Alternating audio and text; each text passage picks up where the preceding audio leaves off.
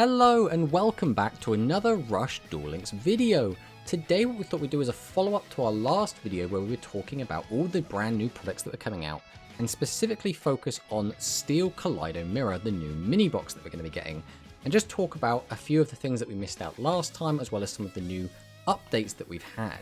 So the big change is that we now have the limitations on some of these cards. We now know that Steel Striking Dragon Metageus, Steel Mechlord Mirror Innovator, and Dynamic Dino Dynamix are all limit 3. So these three we basically fully expected. There was no way that we were going to be allowed to have 6 monsters in a deck that can all attack twice. Now obviously Metageus is not exactly the same as Dragius, but they do both have the ability to attack twice. Metageus just cannot attack directly for that second attack, whereas Dragius can. Realistically, we knew this was going to happen, right? This was expected, so again, no shocker.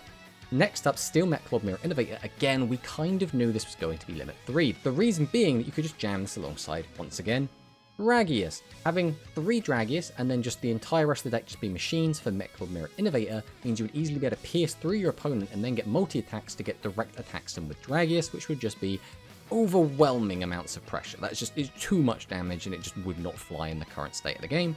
So again, we kind of knew this was coming. Now the only disappointment here is that we can't play this alongside Ace Breaker, and it doesn't work very well with our current Eternal Bond skill, which is a little bit of a letdown. The only reason I can see that we can't have Ace Breaker back is because again, you'd probably play it alongside Dragius and have it as another good out to max monsters, because the aggro lists do tend to rely on Talismanic Seal Array to actually deal with giant attack monsters. And finally, Dynamix does make a lot of sense. All of the middle maximum pieces are limit 3. The reason being that generally in the modern Rush game, and even back when these maximums are first coming out, the best way to play maximums is going to be to slam a load of them together into one maximum deck. We just play all the different maximums, play a bunch of maximum support cards, and then just basically play maximum turbo the deck. And I think Konami really don't want that to be how we use these cards, so it does make sense from that point of view to limit 3 all of these cards. But there is one other card that has also been limited, and that is limit 1 on Jam P check or Jamp check. This feels kind of bad, right? Realistically, Psychics have never been in a good spot inside of Duel Links, even when they seem to have okay back row, even when they seem to have skills that seem way head and shoulders above everyone else, they're still always underperforming. And Jamp Check is just another hit to that deck. The main issue people I think have had with Psychic is the fact that we only have one copy of Roman Pick. Roman Pick obviously being a very key part of that deck, but the problem that Roman Pick has is you can use it in decks that aren't Psychic, and that is why Psychic keep getting hammered so much. Because Psychic has never really been a super successful strategy even in the physical game. It has had its little stints of popularity where it has been showing up, but overall, what people tend to do instead is they will take the good Psychic cards and then just take that package and put them into a good stuff pile deck, such as a Thunderbolt deck or various other types of decks. So what that does mean is, I feel Konami is limiting the amount of access we have to the really good Psychic cards, because people would, instead of actually using them in their Psychic lists, just put them in decks that they're not really supposed to be in, and that's what they're kind of fighting against. Jamp Check is one of these cards that did see a little bit of play in other lists that weren't Psychic, alongside a moderate Psychic package. Now the biggest offender of these good stuff pile decks that could use a Psychic engine were Thunderbolt decks. And Thunderbolt is quite an interesting card. So first things first, Thunderbolt in the current game is limit 1. This card hasn't seen a ton of play since 7's Wonder Fusion was really popping off, but is still limit 1 for a reason. So Thunderbolt the Blazing Thunder is a Fire Thunder level 7 monster with 2300 attack and 1900 defense. Now 2300 attack is quite poor, but its effect is very good. During the turn you normal summon this card, send the top card of your deck to the graveyard. This card gains 300 attack, so it goes up to 2600 the turn it was summoned. That's a bit kind of whatever. Then if you had 4 or more level 7 monsters with different names in your graveyard, you could special summon one level 7 monster from your graveyard face up to your field. So this incentivizes basically playing a good stuff pile deck that has a bunch of different level 7 monsters in it. Now, is this going to be particularly good in Duel Links when it does eventually come to that?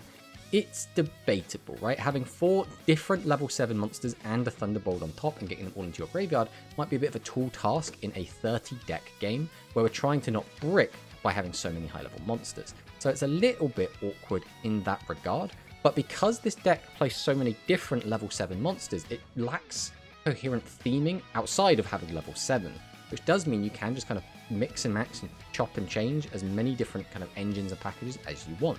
So we're going to take a look at some of the Thunderbolt decks that we've had in the past. This is an example build from over on rushcard.io.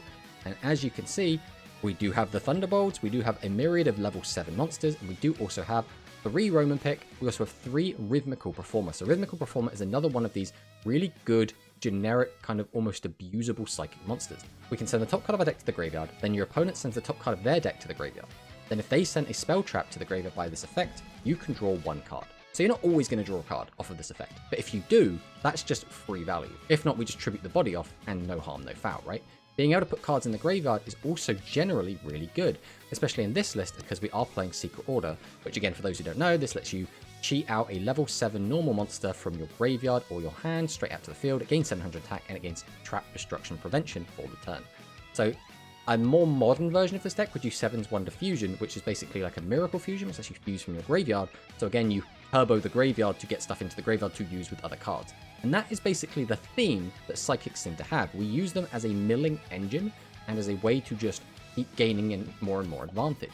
Being able to use Roman Pick to get cards back is really, really powerful, as well as the boss monster Can Melody, which I expect to get at some point in the future into Duel Links. Can Melody is a very strong monster because you can effectively perform a loop if you have 2 copies of it. We return 1 other face-up level 5 or higher monster from our field to the owner's hand, shuffle 1 face-down card on your opponent's field into the owner's deck. Then if your life points are lower than your opponent's, you can add 1 level 1 psychic type normal monster from your graveyard to your hand. So we would add back the Can D, which then basically gives us additional tribute fodder to keep tribute selling out monsters.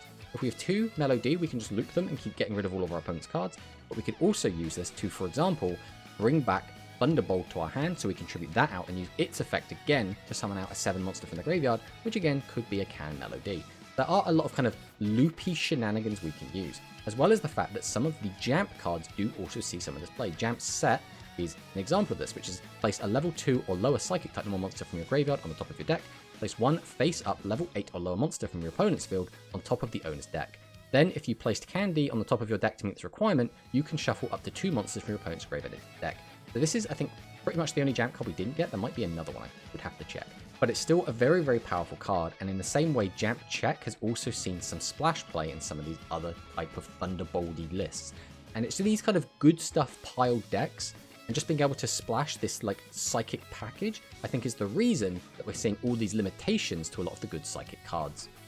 And even just going back to 2023, we can see that 3rd place in the Galaxy Cup was Kaneko Takeru, who was playing the Fire Thunder God Thunderbolt list. So if we take a look at this list, again, this is using the 7's Wonder Fusion, which does let us, again, make our fusion plays. And once again, we can see that even though we only have the 1 Thunderbolt, we do have the 3 Roman Pick, we do have the 2 Can Melody, we do have our Performers, and this is just another example of throwing a bunch of psychic cards into a kind of good stuff pile deck package and just kind of having it work really, really well. And I think this is what Konami really is trying to avoid. So that's pretty much it. We just wanted to talk about these limitations and what we thought about them. Again, it does really suck for psychic players. The new skill they're getting also doesn't seem that great. The new Jamp cards they got, obviously Jamp Check was the best of these cards, and now having that limit 1 does really hurt. It means that you can't play Sword and Shield, which I don't know if you would have played Sword and Shield in this deck anyway, considering most of your monsters have really good defense, but now you don't even get that option, and being restricted to only 1 copy of this card, which is only an R as well, it's only a rare, does seem quite middling. The new boss monster is also a little bit... It's not the best Can monster, let's put it that way. There would have been some other cards I would have liked to see over this.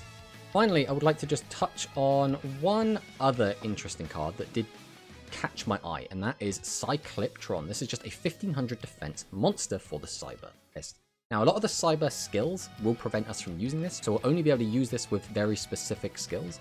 But a 1500 defense monster is quite interesting. Obviously, we already have the Archfiend Soldier, but now we could potentially run 4 copies of a 1500 defense monster, which is interesting. That does mean that a lot of the kind of aggro-ier decks, which are playing a lot of 1500 attackers, could start to slow down a little bit. I'm not sure what kind of impact this is going to have on the meta, but it is something that exists. And then I think just to give a quick overview of the box, if you're planning to go into this box, I would say if you're planning to play machines in the future, it is a good investment to get into this box because Mirror Innovator is just that good. As long as machines are good, Mirror Innovator is going to be good. It's always going to see play. Even to this day, this card sees play in any kind of machine list. Metagearus will be getting a fusion in the future, so maybe this is worth picking up if you just want to play those fusions in the future, but I think this card will be fine, but not like meta-defining or anything. I think Dynamix is going to fall off very, very quickly. This card, I don't think is ever really going to do a ton. There are some things you can do with it right now. For example, playing it alongside the Mighty Gaze of the Sky Emperor, but it's very difficult for this card to close out games, and it's not really going to get any good support going forward. So I would expect this card to be the best it's ever going to be right now, which I still don't think is going to be particularly great. Psychic, again, I still think it's going to be a bit cope. I would really like Psychic to be good, but I'm not really feeling confident in it. I'm still going to obviously get 3 copies of every card in here and test the crap out of it, but I don't think I could just recommend that anyone goes in this box to get the Psychic stuff. So that's my thoughts, feelings, opinions. Thanks for watching the video, and I'll see you next time. Important. Incorrect text advance notice regarding the forbidden/limited list to newly released cards. Oh, it looks like Steel Strike Dragon Metagearus is not going to be limited, but instead, Maginical Miracle and Avian Spell Tactics are going to be limited instead. Maginical Miracle because, I don't know, Konami just hates Psychic, I guess. Avian Spell Tactics at least kind of makes sense, since Harpies can abuse this to put maximum pieces back to the top of their deck, and you can do some stuff with Yami looping. But, you know, I guess Konami just hates Psychics.